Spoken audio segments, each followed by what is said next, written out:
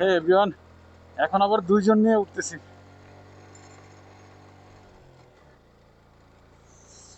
আহ, আমাদের 9টা বাইক থেকে 3টা বাইক পড়ে গেছে।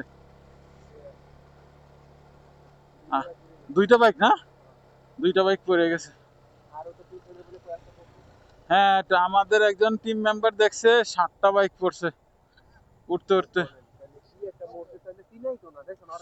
এই সেই বগালেক, যেখানে উঠতে গেলে মানুষের অবস্থা খারাপ হয়ে যায়। আল্লাহ। হ্যাঁ হ্যাঁ,